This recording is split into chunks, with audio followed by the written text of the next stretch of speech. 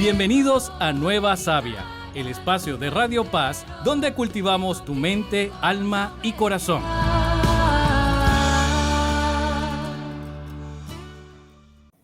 Bienvenidos a un nuevo capítulo de Nueva Savia. Aquí, como sabéis, la palabra de Dios no es un eco distante, sino una fuerza viva que nos impulsa, desafía y transforma. Así que si te has preguntado cómo vivir tu fe sin aislarte del mundo, estás en el lugar indicado. Deja las preocupaciones a un lado, abre tu corazón y prepárate, porque lo que está por venir puede marcar un antes y un después en tu vida. Y como siempre, tenemos un invitado con nosotros, don Gonzalo Lauría, con quien vamos a tratar el tema de cuando todo cambia, el arte de sostenernos en la pérdida. ¿Qué tal estamos, Gonzalo? Buenos días, bien, Fernando. Muchas gracias por invitarme. Y aquí muy emocionado, interesado de ver cómo va el programa. Fenomenal. Pues bienvenido. Como siempre, vamos a empezar con una oración, porque como pueden ver y escuchar, nuestros seguidores, el padre JC, de hecho, hoy está en plenas comuniones o primeras comuniones, con lo cual, en nombre del Padre, del Hijo, del Espíritu Santo, Señor, en este espacio de reflexión y crecimiento te pedimos que ilumines nuestro camino y moldees nuestro corazón para alcanzar la mejor versión de nosotros mismos conforme a tu voluntad. Así sea. Amén.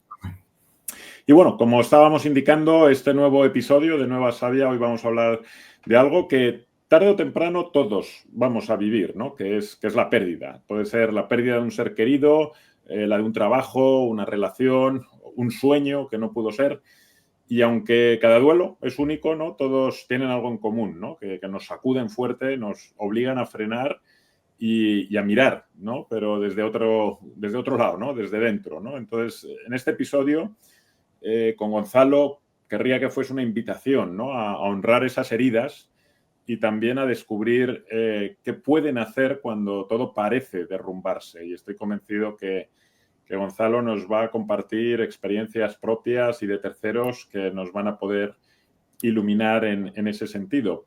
Pero antes de entrar en la entrevista, como siempre sabéis, hacemos una breve biografía de alguna beata o algún beato, alguna santa o santo. En este caso, vuelvo a retomar a Carlos Acutis, adolescente italiano apasionado por la informática y, como sabéis, creó desde muy temprana edad una site, ¿no? En la que decidió ir compartiendo milagros eucarísticos, lo cual creo que es digno de recordar recurrentemente, ¿no? Porque a los 15 años fue diagnosticado con leucemia fulminante y, a pesar de su enfermedad, hablando de estas pérdidas y de impactos vitales, pues ofreció su sufrimiento por el Papa, la Iglesia, y demostró una fe y serenidad extraordinaria, ¿no? Y ha fallecido en 2006, pero dejó un legado de santidad juvenil y evangelización digital. Y de vez en cuando, de hecho, recordamos algunas de sus frases, ¿no? Que a mí más me impactaron,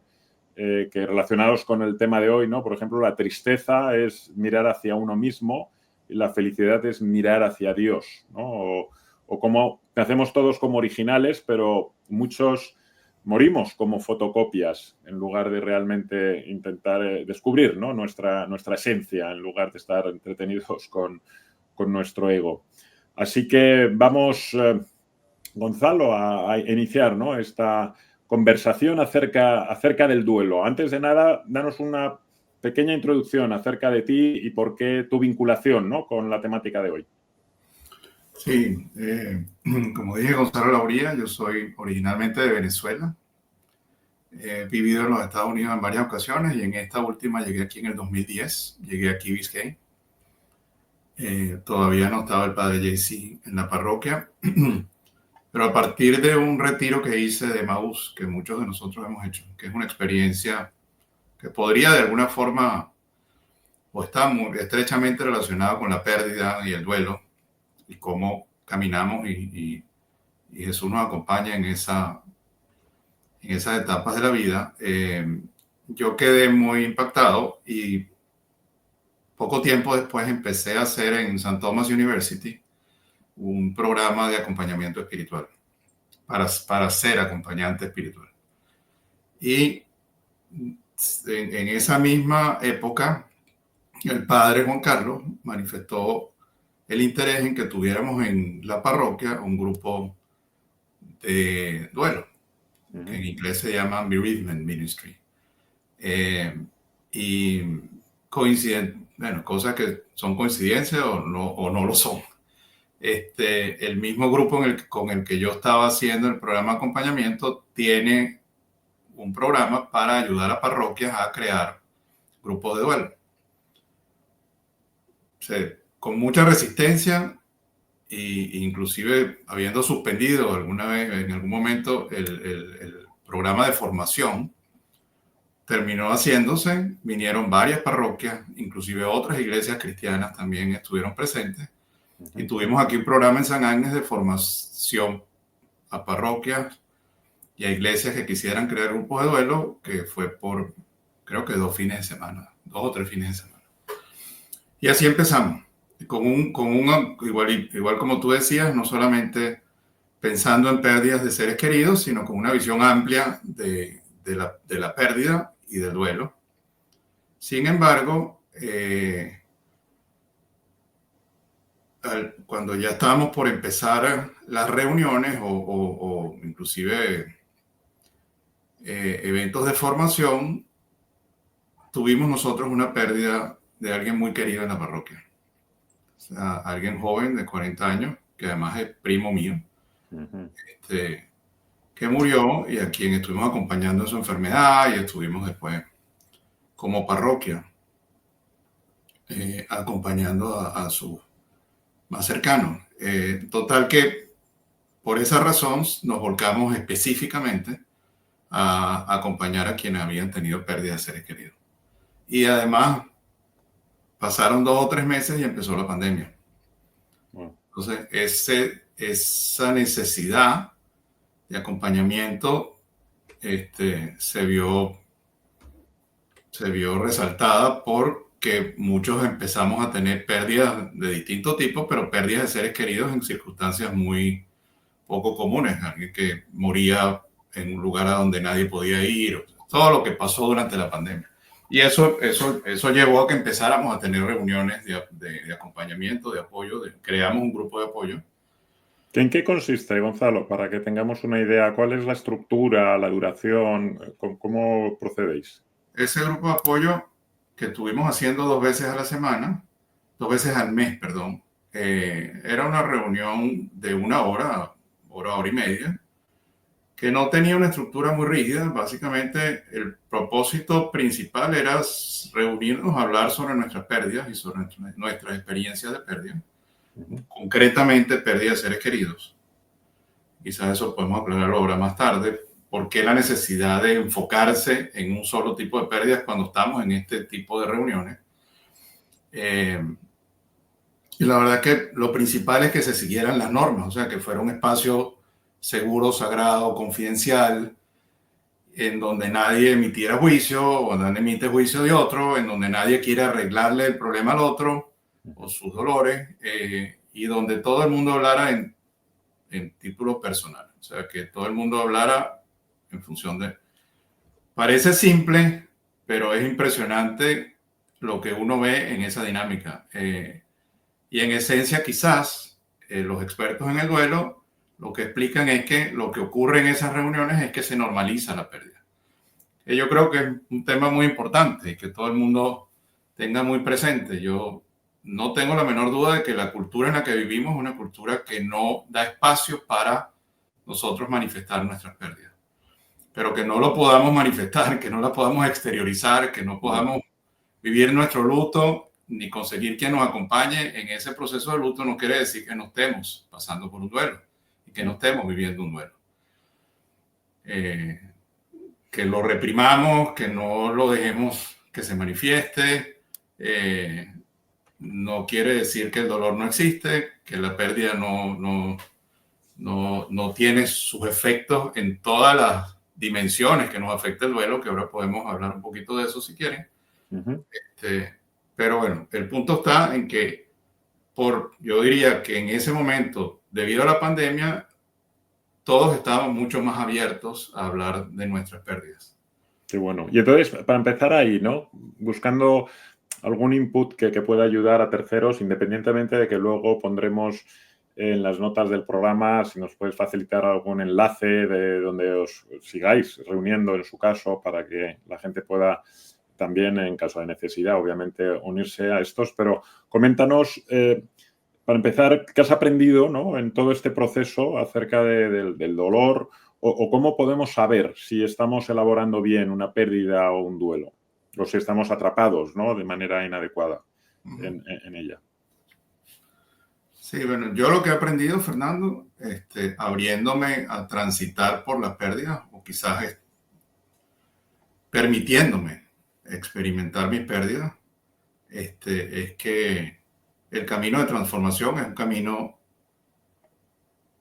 de pérdida, de sufrimiento, y que no tiene que verse como algo, como un fracaso.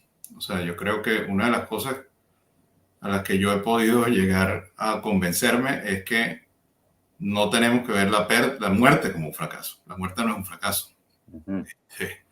No tenemos que ver la pérdida como un fracaso, simplemente como una manera de aprender cómo no se hacen las cosas o aprender lo que no está bien o lo que no nos gusta.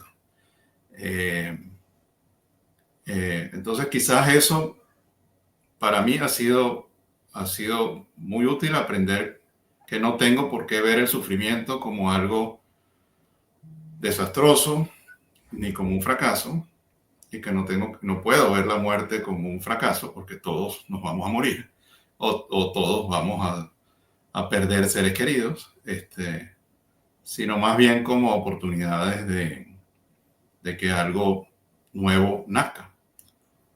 O sea, yo creo que en esta experiencia de permitirnos acercarnos al dolor y al sufrimiento y acompañar a otros en esa circunstancia, pienso yo que yo he ido aprendiendo mejor lo que quiere decir Jesús cuando dice yo soy el camino, la verdad y la vida.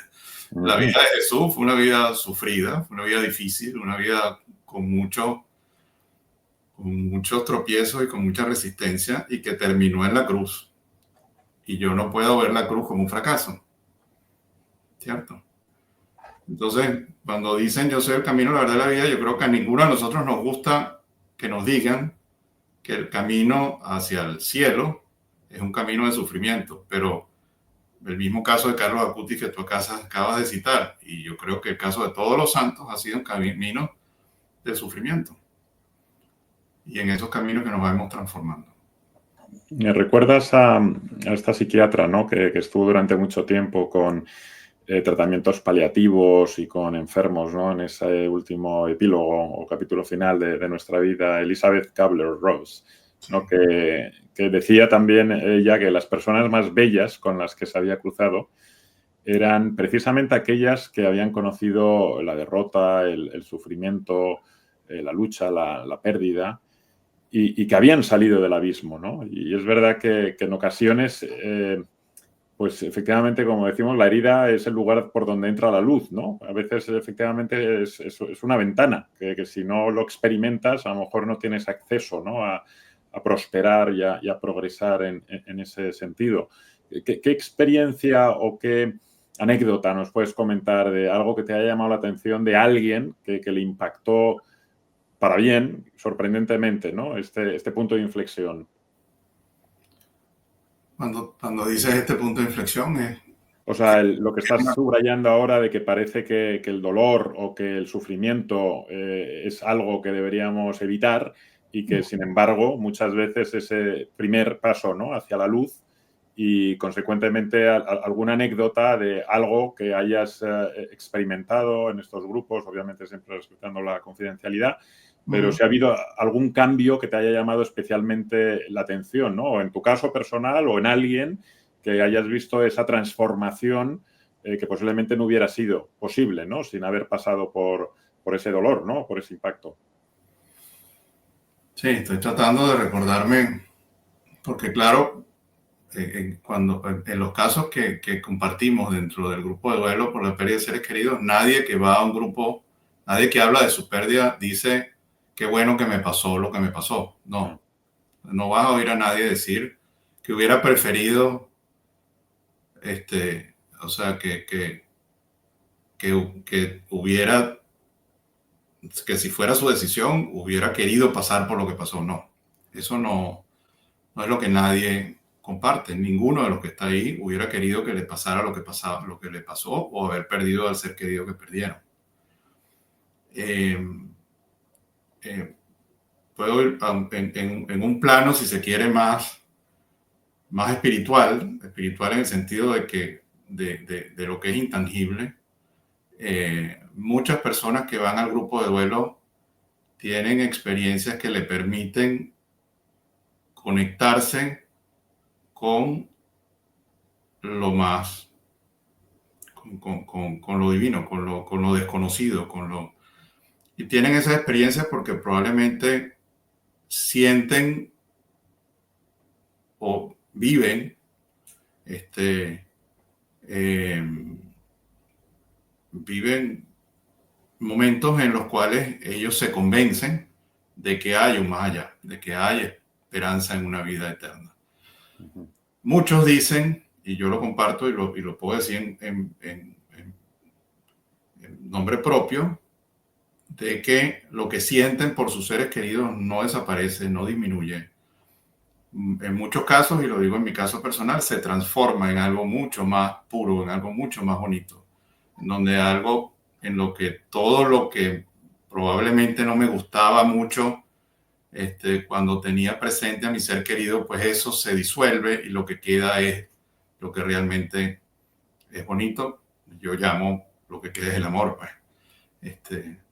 Y uno perdona todo lo que se tiene que perdonar, o sea, eso lo veo permanentemente en el grupo de duelo, como con el tiempo, esa relación que alguien tenía con un ser querido que se fue, no se pierde, no desaparece, no se olvida, sino que se transforma. Quizá en línea, ¿no? Como sabes, yo viví mucho tiempo en Asia, donde hice muchos amigos budistas y demás, y me recordabas la frase esta de que el dolor es inevitable, el sufrimiento es opcional, ¿no? En el sentido de que efectivamente ellos tienen una percepción muy próxima, obviamente, a los cristianos y a los católicos, ¿no? El que, de hecho, viven con este dicho de que como una vela no puede arder sin fuego, el hombre tampoco puede vivir sin una vida espiritual. Y a veces necesitamos acontecimientos en la vida que efectivamente encienda esa vela, ¿no? Uh-huh. Y en muchas ocasiones es este tipo de pérdidas, ¿no? Y yo creo que todos los que hemos sufrido la pérdida de un ser querido, especialmente un padre o una madre, es cuando realmente empiezas a profundizar, ¿no? Acerca de esa experiencia concreto y te empiezas a replantear, ¿no?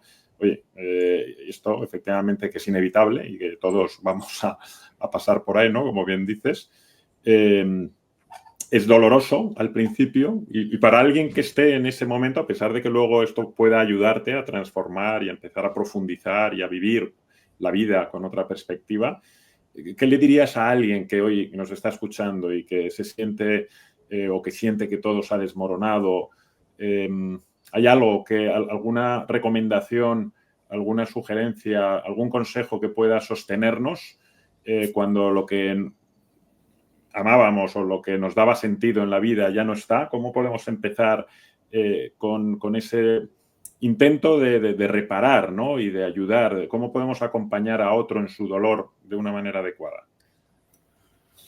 Bueno, en acompañar, como te digo, lo que aprendemos en este grupo cuando nos forman para poder acompañar es no querer arreglar.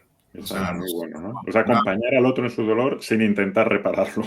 Sin intentar repararlo y también quizás sin intentar entenderlo, porque no lo vamos a poder entender. O sea, nunca vamos a saber lo que esa persona está padeciendo, porque tiene muchas dimensiones, como digo. Y la relación de esa persona con su persona cercana o por lo que padece por otro tipo de pérdida, solo lo sabe y solo lo vive quien lo vive. Entonces, uno no puede vivir el duelo de otro. Tú solo puedes vivir tu propio duelo. Entonces, entender que cuando estamos frente a alguien que está sufriendo una pérdida o está viviendo un duelo, no tenemos que ponernos en su puesto y no tenemos que arreglarle su problema, porque no es un problema. Es una reacción, es natural lo que está pasando, es una necesidad que viva su proceso de manera de que pueda ir transformando esa pérdida en lo que sea que se tenga que transformar. Entonces, al que tuvo la pérdida, quizás consejos es no aislarse, porque es difícil no aislarse, por lo que estamos diciendo. Te va a costar mucho encontrar a alguien que entienda o que te acompañe en lo que te está pasando. De hecho, creo que hay una norma que siempre hay unos porcentajes, dicen, te vas a conseguir con 1/3 de las personas que te acompañan, 1/3 que más bien es contraria a lo que tú necesitas, y 1/3 que simplemente ni siquiera pareciera que no le importa. Pues es natural que te va a costar conseguir gente que te acompañe en el duelo según tú necesitas que te acompañe. Entonces, la disposición del que está acompañando tiene que ser escuchar. Del que está viviendo es permitirse, darse espacio para sentir emociones, para tener pensamientos, para tener sensaciones físicas, en todas las dimensiones en que el duelo nos afecta. Porque nos va a afectar en todos esos sentidos. O sea que no sé si eso responde a tu pregunta. Sí, sobre todo me ha parecido muy bueno el saber precisamente qué cosas no ayudan, como intentar repararlo, y qué cosas ayudan, ¿no? Cuando queramos servir de la mejor manera, que tal y como estás indicando es efectivamente, ¿no? Y de eso pecamos mucho los hombres, ¿no? De intentar, cuando nuestras parejas especialmente quieren compartir su situación, sus emociones, sus sentimientos, que pisoteamos rápidamente la conversación para proporcionarles soluciones, ¿no? Y que muchas veces realmente lo que necesitan es tu compañía, ¿no? Es tu escucha, no necesitan soluciones de ningún tipo. Y, consecuentemente, me ha parecido brillante el subrayar esto, ¿no? No vayamos intentando reparar ni solucionar, sino estar ahí, ¿no? Con ellos, con compañía, mostrando nuestra predisposición y nuestro amor, cariño, si es necesario, pero al mismo tiempo dejar fluir, ¿no? Esa experiencia que inevitablemente pues tiene su proceso, y algunas personas supongo que les llevará más y a otras menos, ¿no? En ese sentido, ¿qué nos puedes trasladar de lo que tú has vivido en estos grupos? ¿Cuál suele ser el promedio o cuál puede ser, si se puede definir un proceso estándar de este duelo? Imposible, Fernando. O sea, yo creo que ese es otro de los mitos, de que el duelo tiene unos tiempos específicos. Uh-huh. Y eso no es verdad.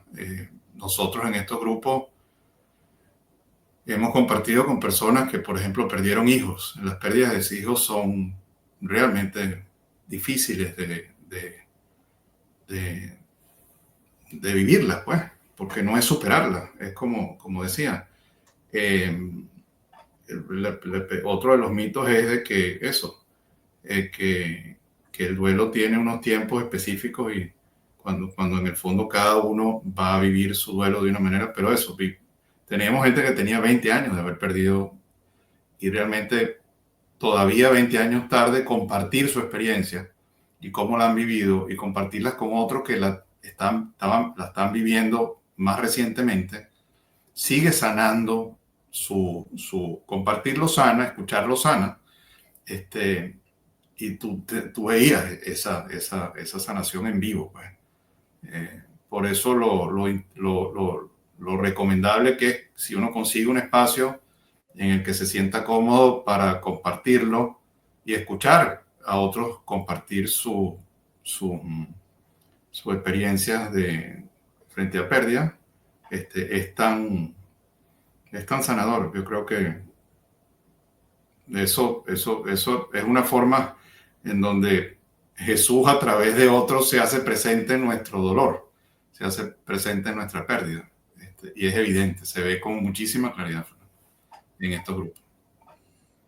Qué bueno subrayar también esta condición gregaria, ¿no? O sea, la importancia de la interacción social.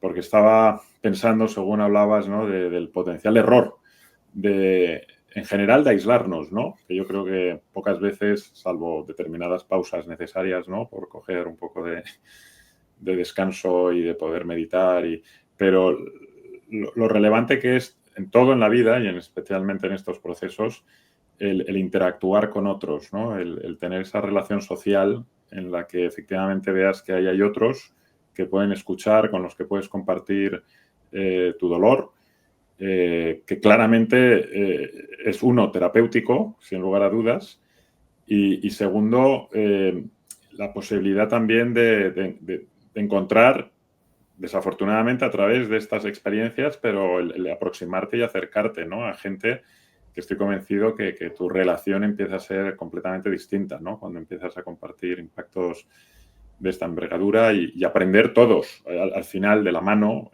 a cruzar estos puentes que da vértigo, ¿no? Y que, bueno, aprender a morir, pues desaprendemos a ser esclavos, ¿no? Porque la verdad, ¿por qué temer algo que no podemos evitar? Creo que era Séneca quien decía, oye, si al final esto es inevitable, el cómo lo afrontamos, pues efectivamente va a cambiar, ¿no? Nuestra vida o el cómo vivimos. Y desde luego yo creo que es muy importante hacerlo de la mano o de otros que han pasado previamente por esa misma experiencia, que obviamente van a saber o van a conseguir una empatía mucho mayor.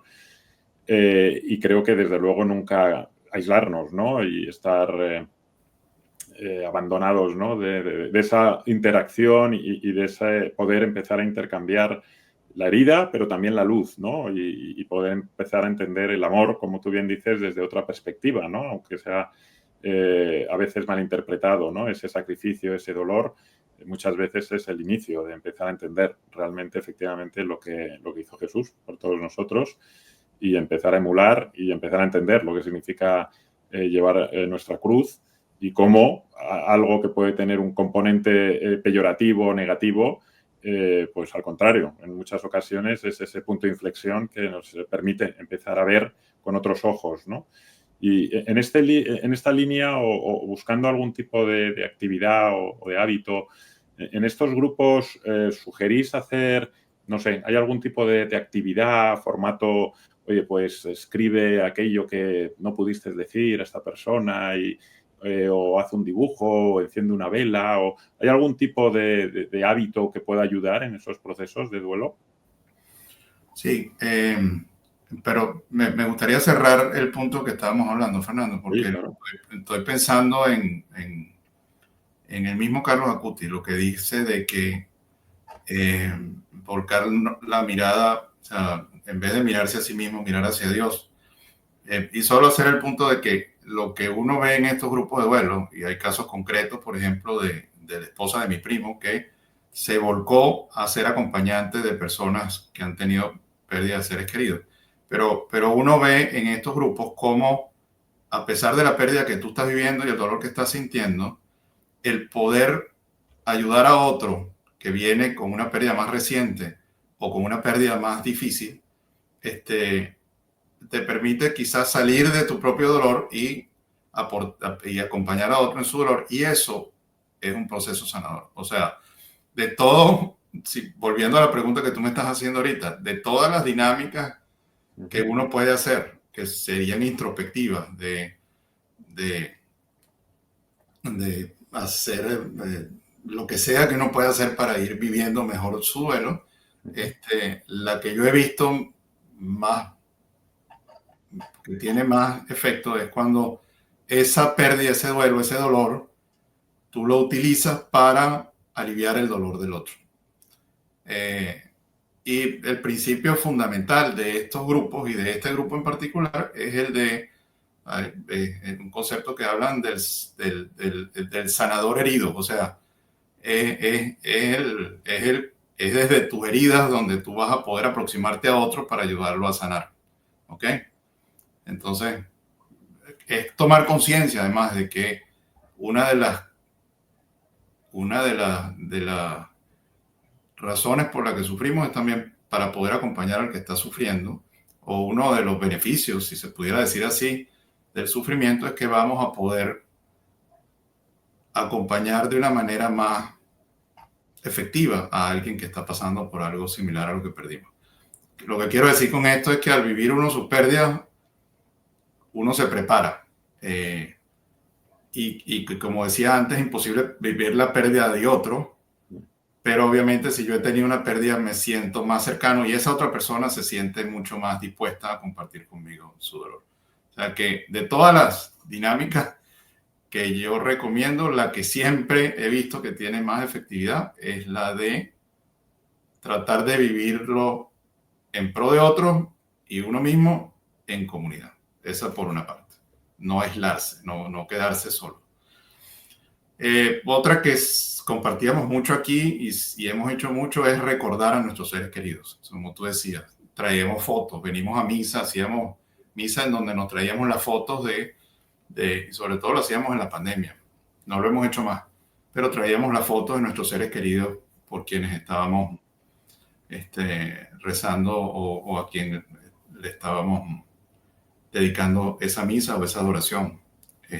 O sea que no, quizás lo que sé que no ayuda desde ningún punto de vista es ocultar todas las fotos y todos los recuerdos y no recordar a nuestros seres queridos, no traerlo al presente, todo lo contrario. Yo creo que está clarísimo desde el punto de vista psicológico y claramente desde el punto de vista espiritual que nosotros vivimos con todos estos seres queridos que hoy no están físicamente presentes, pero que están presentes, que viven, muchos de la forma en que lo dicen, ya no viven conmigo, viven en mí.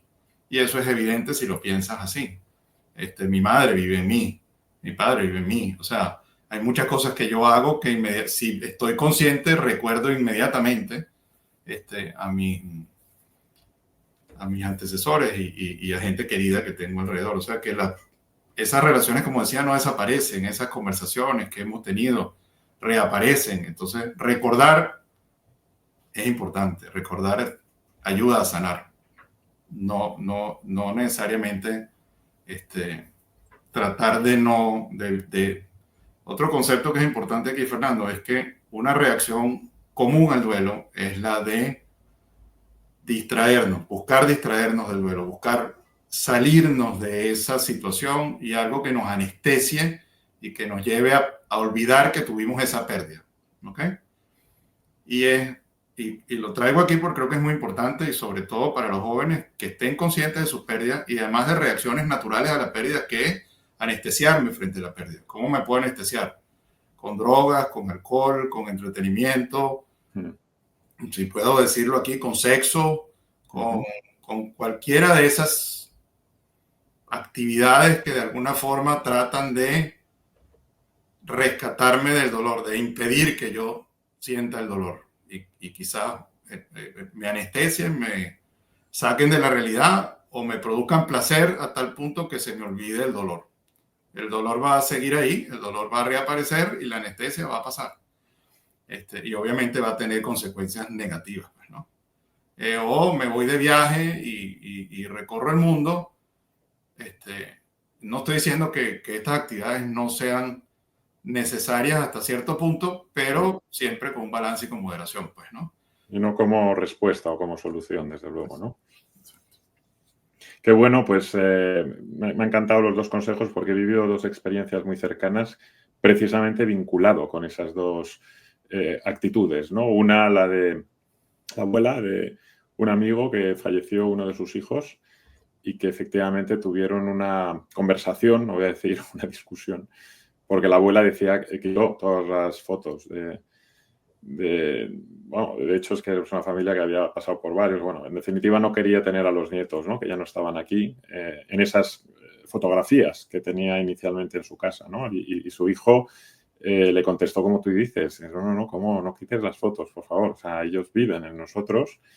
Y efectivamente, ¿no? Fíjate que no había tenido esta conversación previa contigo, pues yo dudaba, oye, pues no sé si a lo mejor conviene o no, porque si alguien está sufriendo y está recordándole cada vez que ve esa imagen y le provoca sufrimiento y dolor, pero qué bueno que lo hayas indicado aquí, porque yo creo que esa duda la puede tener mucha gente, ¿no? Si conviene o no. Y el recordar que efectivamente, eso yo creo que es la vida eterna a la que se refiere Jesús, ¿no? Nuestros ejemplos, nuestros buenos momentos, nuestras experiencias de amor compartidas, que es esa vida eterna en la que va a estar esa persona en nuestro corazón y en nuestra memoria, ¿no? Precisamente.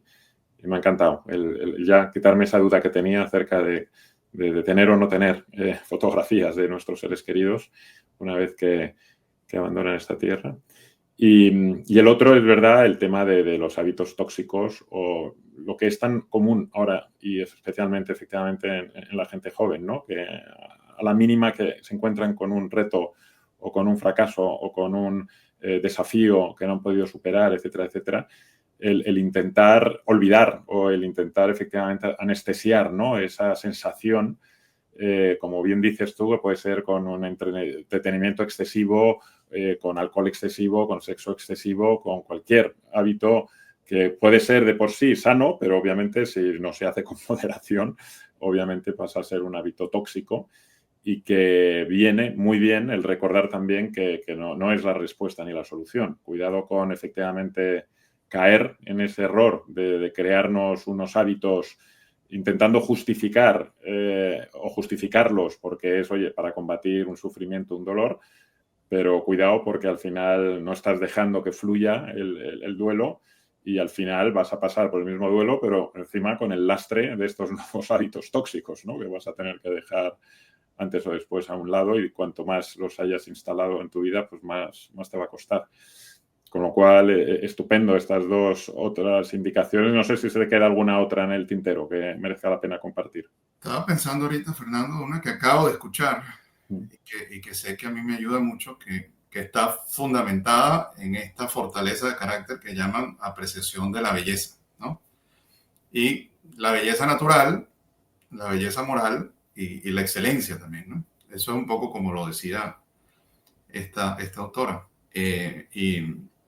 Y lo que me viene a la mente es lo importante de cuidar, o sea, de tener contacto con la naturaleza, de apreciar la naturaleza, en la medida de lo posible, caminando donde sea. Nosotros vivimos en un lugar muy privilegiado para eso.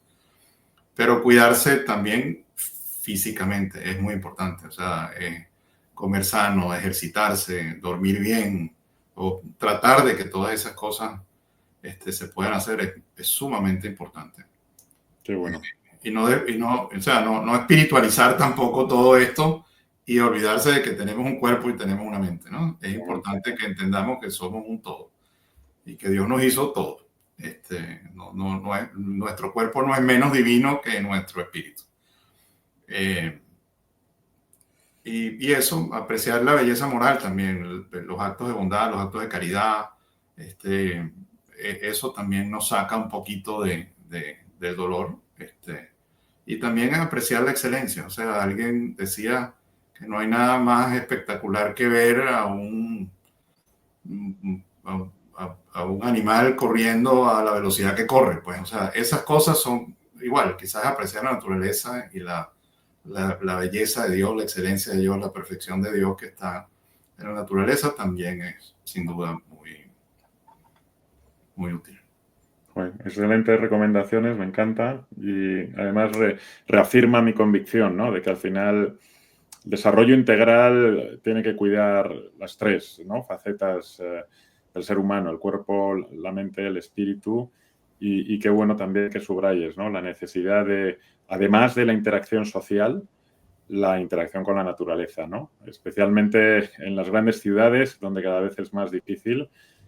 Pues recomendar el escaparse, aunque sea el fin de semana, ¿no? Pero interactuar con la montaña, con la playa, porque efectivamente lo necesitamos a toda costa para mantener la salud del cuerpo, de la mente y del espíritu, porque muchas veces es el contexto que necesitamos para poder escuchar en mayúsculas y poder abrirnos, ¿no?